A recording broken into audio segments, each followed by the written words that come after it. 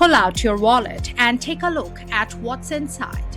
Aadhaar card, PAN card, voter ID, driving license, maybe a passport. Which one of these actually proves you are Indian? For most of us, the answer feels obvious. Aadhaar has our biometrics. Voter ID lets us vote. Passport lets us cross borders as Indians. But legally, the answer is far more complicated. And that complication is at the center of a major public debate in India today. Welcome to Sacred Echoes of India. In this segment, we are going to explore the uneasy truth behind India's identity documents and ask what the ultimate proof of Indian citizenship is. Recently, the debate intensified after the Ministry of External Affairs clarified that a passport is primarily a travel document and not conclusive proof of citizenship on its own. Reports also pointed out that India does not currently have one single universal card that acts as a definitive citizenship certificate for every Indian. This raises a bigger question. In a country of 1.4 billion, should citizenship require a maze of documents or just one clear official ID? Let's start with Aadhaar. Aadhaar is probably the most powerful identity document in India today. It is linked to bank accounts, SIM cards, welfare benefits, tax systems, and many services. It has your biometrics. It feels official. But Aadhaar is not a citizenship document. Why? Because Aadhaar is based on residence and identity, not nationality. A person can be a resident in India without being an Indian citizen. So Aadhaar can answer this question, are you this person? But it does not answer the question, are you an Indian citizen? Now take the passport. For ordinary people, the passport feels like the strongest document. It says Republic of India. It allows you to travel abroad. In airports across the world, your passport is your national identity. But even here, the law is more careful than public perception. The Passports Act 1967 governs the grant of passports and travel documents and regulates travel from India. Section 20 allows the central government in the public interest to issue a passport even to a non-citizen. As a result, while an Indian passport is strong evidence of citizenship, it is not legally conclusive proof of citizenship.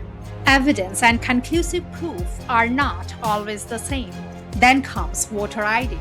A voter ID is emotionally powerful because voting is the heart of citizenship in a democracy. Only citizens can vote. A voter ID card shows that a person is registered to vote, not that citizenship is conclusively established. It is important evidence, but not final proof of citizenship. This is where the confusion begins. We have many documents that prove pieces of our identity: name, age, address, biometrics, tax registration, voter registration, travel identity.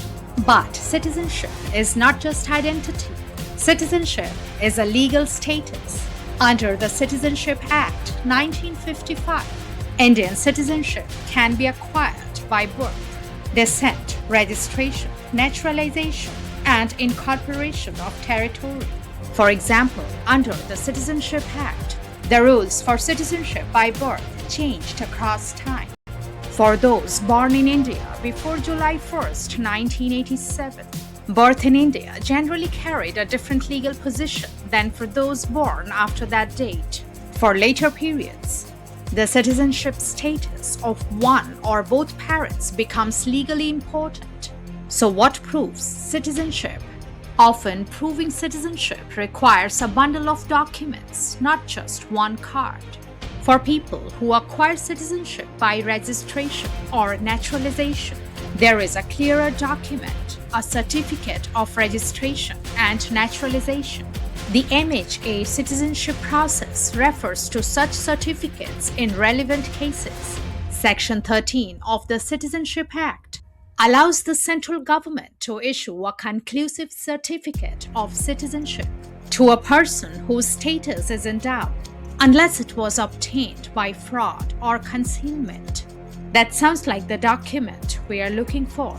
But here's the catch. This is not a routine citizenship card automatically issued to every Indian. It is a special legal certificate in cases of doubt. And this brings us to the real issue.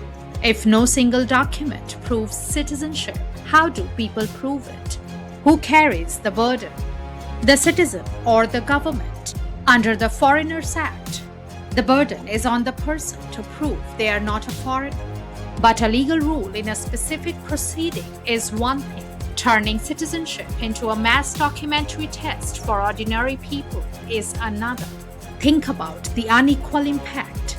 A middle-class urban person often has several official records to support a citizenship claim.